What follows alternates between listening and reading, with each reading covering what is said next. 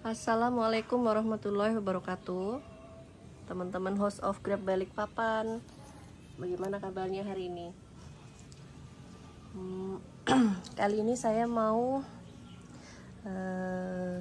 membuat ringkasan tutorial menanam anggur dari mulai tanam sampai berbuah dan panen.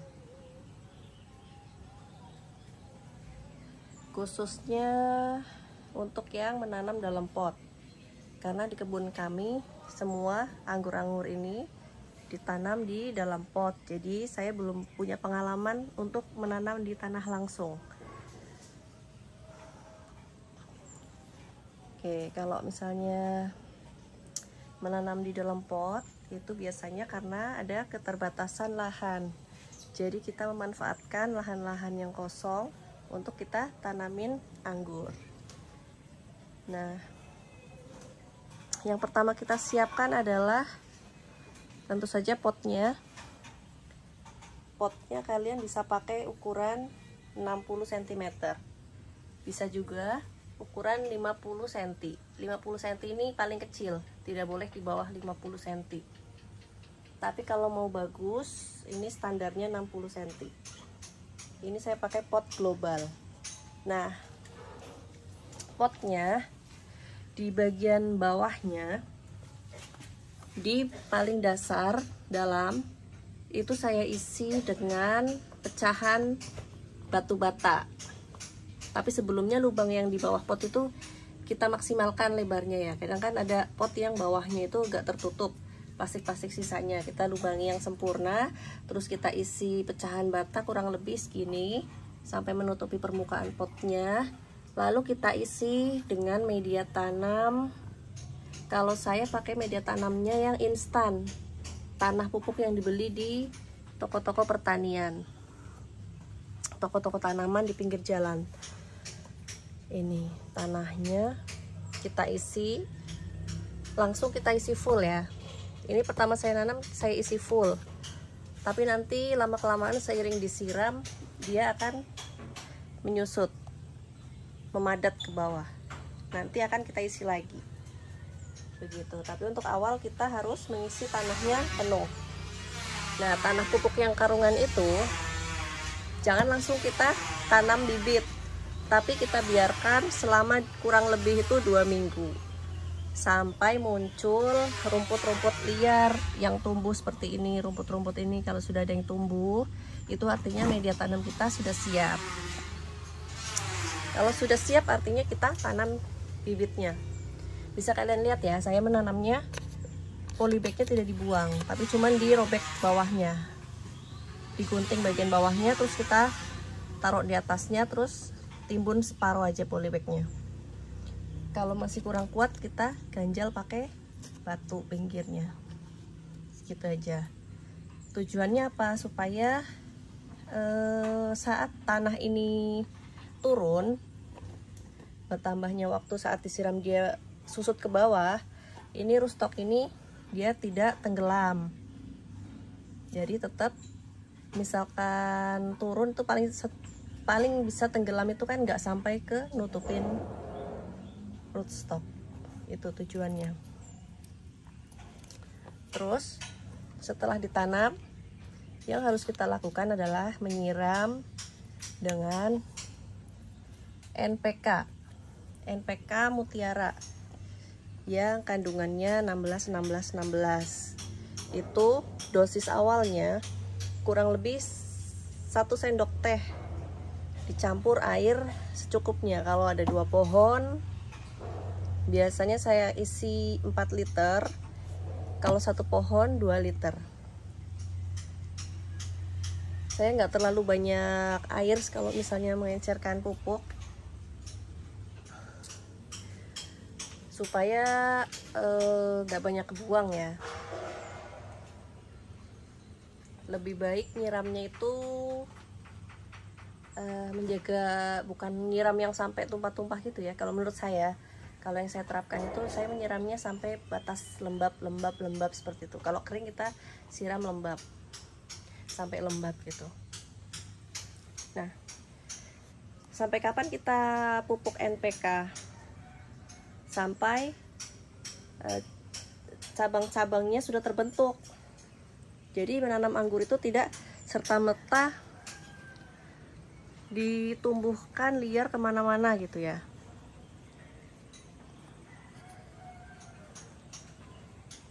Tapi ada aturannya, percabangannya, menata percabangan. Nah, menata percabangan itu tergantung dari kita mau buat rambatan yang sistem apa.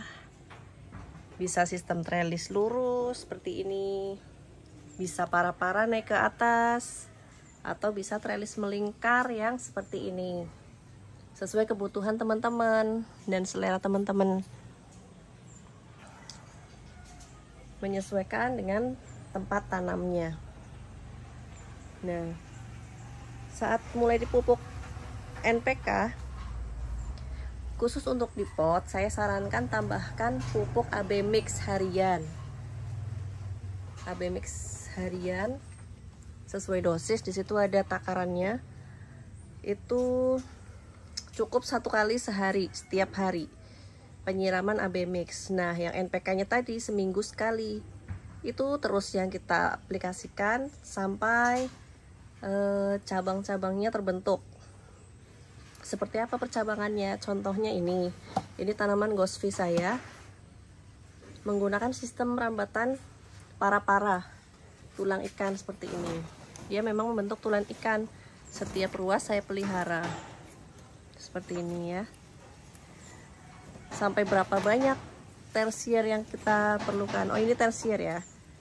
Jadi sebelumnya saya kasih tahu, jadi batang yang tumbuh secara vertikal ke atas ini namanya batang primer.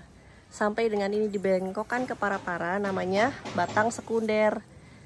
Nah, batang sekunder ini adalah tempat tumbuhnya batang tersier ini.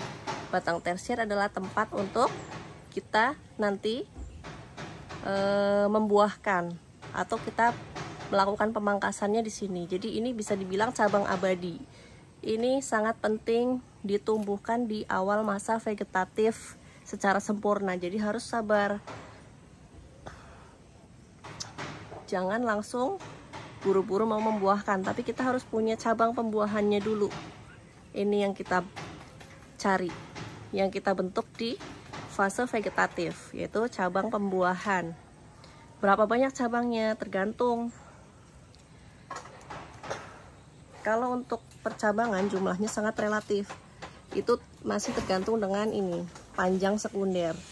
Kebetulan di kebun saya panjang sekundernya paling panjang 2 meter dan rata-rata 1,5 meter. Jadi setelah panjang ke atas ini 2 meter, ujungnya dipotong. Harus ujungnya dipotong. Jangan dibiarkan karena pas lagi vigor-vigornya sayang mau dipotong, itu nggak boleh sama sekali. Harus kita potong sesuai jarak yang kita inginkan. Seperti ini. Potong. Nah, setelah dipotong, nanti yang akan tumbuh berikutnya adalah di sini. Tunas saya di belakangnya, numbuh. Terus ini akan sangat vigor. Vigor itu subur ya, subur banget ke sana.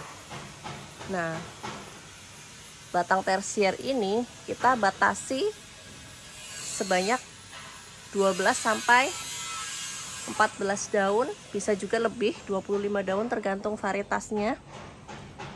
Kalau varietas yang perlu long spur, kita panjangkan sekali sampai bisa 20, 25, 30, tidak masalah. Nah, cuman itu yang saya sarankan di awal. Ketika kita menanam di pot, alangkah baiknya kita menggunakan bibit-bibit jenis anggur yang short atau medium spur, supaya kita nggak terlalu lama menunggu berpembuahan. Karena kita perlu menumbuhkan ini, cabang tersier ini. Kalau ini terlalu panjang, kita akan sangat sulit untuk melakukan pemerataan tersier. Jadi saya maksimalkan di 14 tersiernya. Jadi setelah 14 daun kita potes. Nah, kadang teman-teman yang baru pemula itu bingung 14 daun itu seperti apa. Saya akan mencontohkan di tanaman saya yang jenis akademik, kebetulan sedang pembentukan tersier. Yang ini ya teman-teman. Ini. Jadi seperti yang saya bilang, 12 daun itu relatif banget ya. Nggak harus, tapi sesuai yang kita inginkan, tergantung jenis varietasnya. Kalau di sini saya menginginkan panjang tersiernya itu setinggi ini. Setinggi ini. Dan karena Everest ini ruasnya kecil, jadi saya tidak menghitung lagi berapa 12 atau 14 daun itu tidak. Ya, tapi saya menghitung panjangnya dibatasi di sini nanti. Seperti yang ini, kemarin saya pangkas di sini, terus dia ke atas, tidak masalah. Yang penting saat menyentuh tinggi segini yang kita inginkan itu kita potes. Potesnya gimana? Ya, cuman dipotes saja seperti ini. Nah, pucuknya dibuang pakai kuku aja, cek gitu, cukup. Jangan bingung ya, potes itu gimana, potes itu gimana. Jadi potes itu cuman ini aja, kita potong ini aja pakai kuku, gitu. Nah, setelah dipotes, ini yang figur-figur ini sudah saya potes. Ini sudah buntung ya pucuknya. Ini yang kecil-kecil ini nanti menyusul sampai setinggi ini juga, sampai semua batang tersier ini tingginya sama. Oke, bisa kalian lihat ya, yang sudah tinggi itu tersiernya, dan ada yang masih pendek. Ini nanti akan menyusul, jadi harus sabar di fase ini. 6 bulan itu sebenarnya nggak lama, asal kita mau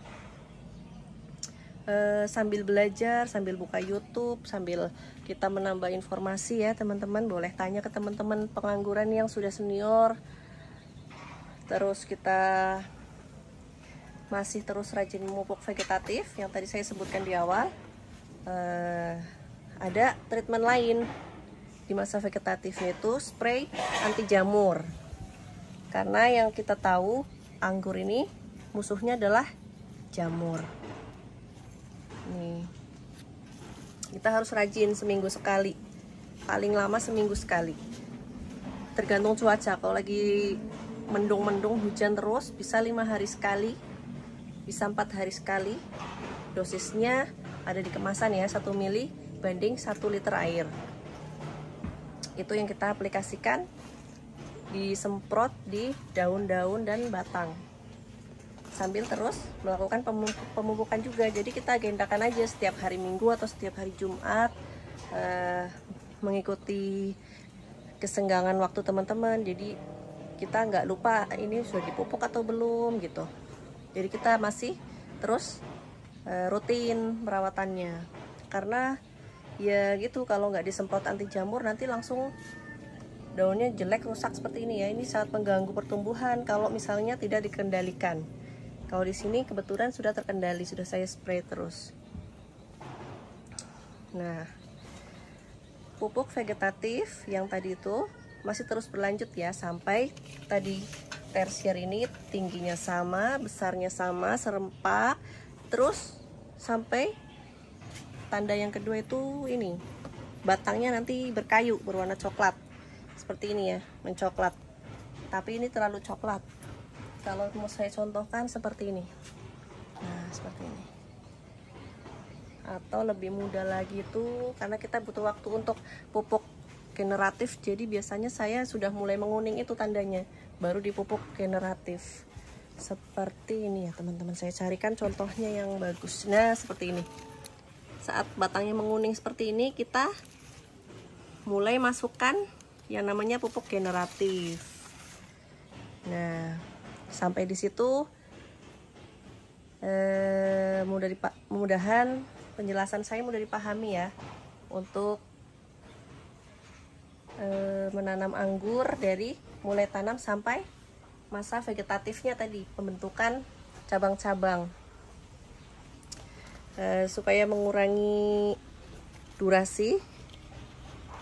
Nanti kita lanjut untuk penjelasan generatif di part 2 ya teman-teman.